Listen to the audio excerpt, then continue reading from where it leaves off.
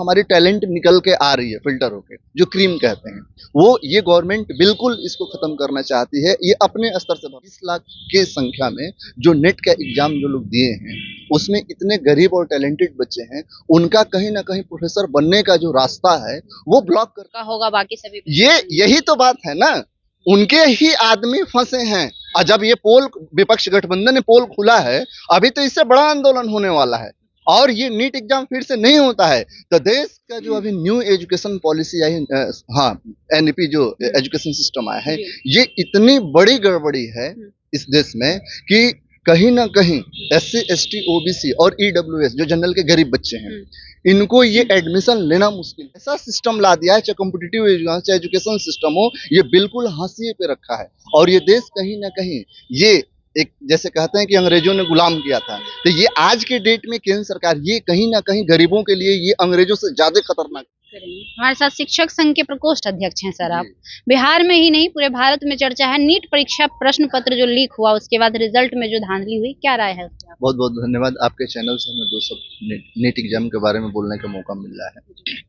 देखिए, जो नीट का परीक्षा है वो मेडिकल की एक बहुत बड़ी परीक्षा है पूरे भारतवर्ष में, और मैं अपने जन्म से होश संभाला हूँ और अपने इस एजुकेशन टाइम के पीरियड में इतनी बड़ी धांधली कभी नहीं हुई थी नीट के मेडिकल एग्जामिनेशन में।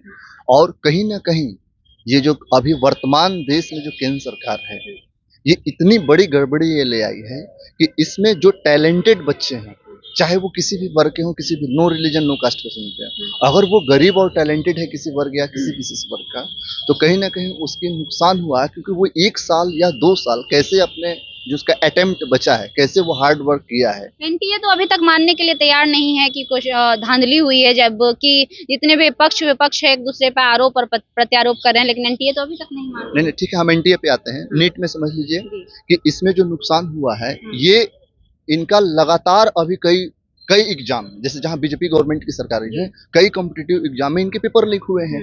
और अब एनटीए की बात रही तो एनटीए जैसे ही एग्जाम ली, हो सकता है कहीं ना कहीं हवा लीक हुई हो, कि ये भी हो सकता है। इस वजह से वो लीक न होने की वजह से एनटीए को भी इन्होंने साफ ब्लॉक कर दिया है। और इसमें लगभग 20 लाख के संख्या में जो नेट का एग्जाम जो लोग दिए हैं, उसमें इतने गरीब और टैलेंटेड बच्चे हैं, उनका कहीं ना कहीं प्रोफेसर बनने का जो रास्ता है वो ब्लॉक कर रही है गवर्नमेंट। और इसमें मैक्सिमम गरीब बच्चों के ही हैं, चाहे ओबीसी वर्ग हो, चाहे SC वर्ग हो, चाहे माइनॉरिटी हो, चाहे EWS वर्ग के बच्चे हैं।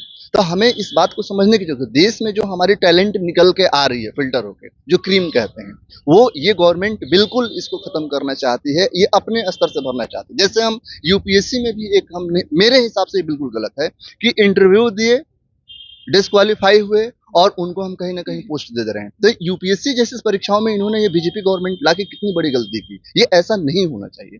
और अभी तो रहा एनटीए और नीट की बात, देश का जो अभी न्यू एजुकेशन पॉलिसी आई, हाँ एनईपी जो एजुकेशन सिस्टम आया है, ये इतनी बड़ी गड़बड़ी है इस देश में कि कहीं ना कहीं SC ST OBC और EWS जो जनरल के गरीब बच्चे हैं, इनको ये एडमिशन लेना मुश्किल हो गया है। क्योंकि ये सेमेस्टर सिस्टम में इतना महंगा फीस है कि जो अगर सब्जी वाला है, ठेला वाला है, गरीब बच्चा जो ईयरली फॉर्म भर के दे लेता था, सरकार नहीं चाहती है कि गरीब बच्चे बिल्कुल ये चाहती है कि देश के जो 80 करोड़ लोग अनाज ले रहे हैं, इसका मतलब समझते हैं कि वो सिर्फ पेट भर गया और एजुकेशन सिस्टम इतना महंगा कर दीजिए कि वो न ले। और वो 80 करोड़ में समझिए कि जो टैलेंटेड बच्चे जो देश को चलाने वाले हैं, इसरो में साइंटिस्ट बनने वाले हैं, यूपीएससी के एग्जाम निकालने वाले हैं, एनटीए के एग्जाम निकाल प्रोफेसर बनने वाले हैं। मैं खुद 2010 का JRF हूँ यूजीसी का, और उसमें मैं एक बहुत बेहद ही गरीब परिवार से था। मुझे बिलीव तब 2010 में जब मेरा JRF नेट हुआ, तो मुझे लगा कि हाँ मुझे रिजर्वेशन में शेड्यूल कास्ट में हूँ, हाँ JRF निकल के मैं असिस्टेंट, सच में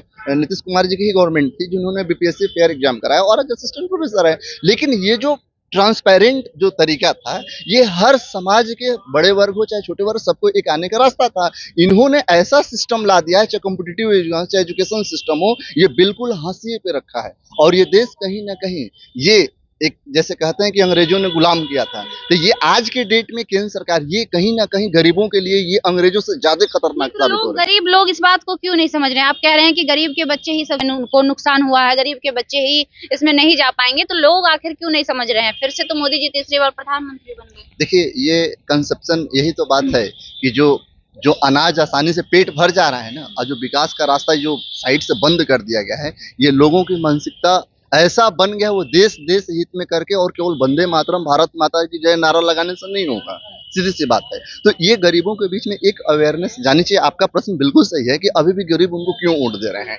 वो उनको इस ढंग से मतलब पीछे से षड्यंत्र, वो इस बात को गरीब नहीं समझ पा रहा है, और विपक्ष इसी चीज को लेके आई है। और आज आप देख लीजिए, मतलब विपक्ष समझाने में विफल है तब। नहीं, विपक्ष विफल नहीं है। इंडिया गठबंधन की जिस हिसाब से सीटें आई हैं, ये नरेंद्र मोदी जी हताश हो चुके हैं। ये कैसे इंडिया गठबंधन ऐसे 238 सीट लेके आ गई? अब आप इस बात को समझने का प्रयास कीजिए। आज नीतीश जी शायद करवट नहीं लेते बीजेपी के साथ, हम दावे के साथ कह रहे हैं कि 290 या 300 सीट हमारी इंडिया गठबंधन की होती।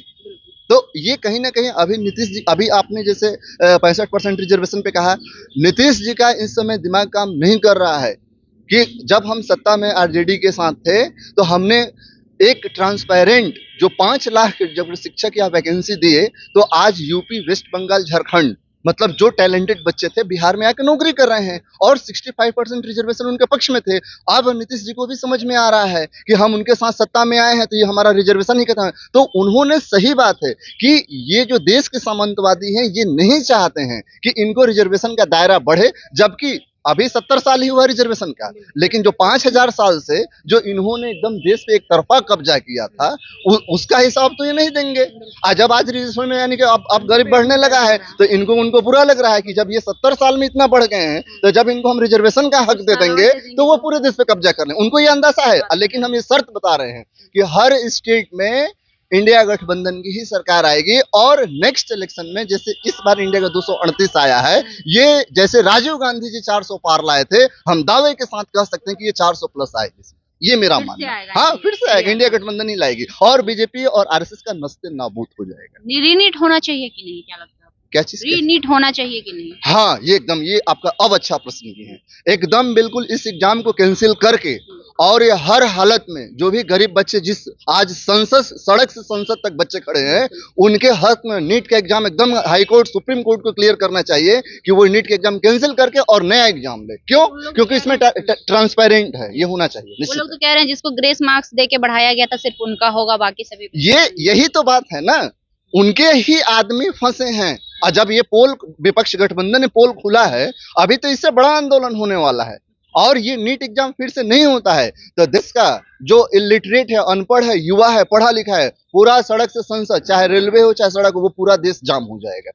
ये निश्चित है, क्योंकि छात्र शक्ति में जितना पावर है ना, वो इस बात को नरेंद्र मोदी जी अच्छी तरह जानते हैं। और थोड़ा सा भी विवेक अगर नरेंद्र मोदी जी इस बात को लेके बैठ के, जो मन की बात केवल वो उस पे ना करें, मन की बात करना है तो आप प्लेटफॉर्म फोरम पे आइए और विपक्ष के युवा छात्र को बैठाइए, पक्ष के युवा, और सारे ईमानदारी से, अगर वास्तव में वो प्राइम मिनिस्टर हैं तो वो ईमानदारी से देश के समस्त छात्रों को, संगठन को बैठाएं और वो बात करें, उनके एजेंडा पे चले तो नीट का एग्जाम कैंसिल होना चाहिए। क्यों? क्योंकि इस मेडिकल साइंस में अगर गलत बच्चे अगर आ जाएंगे, जो अयोग्य स्टूडेंट आ जाएगा, वो कभी डॉक्टर भगवान का दर्जा नहीं ले सकता है। तो इसलिए हमारे योग्य जो नीट के कैंडिडेट है उनको आना चाहिए।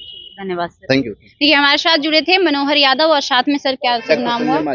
डॉक्टर संजय मांझी हैं, जो कि शिक्षक प्रकोष्ठ के जिला अध्यक्ष हैं। शिक्षक प्रकोष्ठ के जिला अध्यक्ष हैं, खगड़िया से बिलोंग करते हैं। बहुत अच्छी बात इन्होंने कही कि अगर नरेंद्र मोदी जी इस पर ध्यान नहीं देंगे तो जो डॉक्टर्स बनेंगे, जो अशिक्षित, जो वेल एडुकेटेड नहीं होंगे, जिसमें क्वालिटी नहीं होगी, अगर वो डॉक्टर्स बनेंगे तो कल को हमारे समाज में उनका दुरुपयोग होगा। वह जिस प्रकार से बनेंगे, वो उनमें वो एबिलिटी नहीं होंगी और उन्हें भगवान का दर्जा नहीं दिया जा पाएगा। तो रीनीट होना चाहिए। छात्रों का भी यही मांग है कि रीनीट होना चाहिए। बाकी आरक्षण को लेकर इन्होंने कहा कि आरक्षण इसलिए हटा रहे हैं क्योंकि वो लोग चाह रहे हैं कि ये लोग भी हमारे जगह पर आ जाएंगे तो फिर हमारा क्या होगा, इस बात का उन्हें डर है। आपकी क्या प्रतिक्रिया है, हमें कमेंट सेक्शन में जरूर दीजिएगा। लाइव लोग न्यूज देख रहे थे आप, मेरा नाम खुशबू रॉय है। बहुत बहुत धन्यवाद।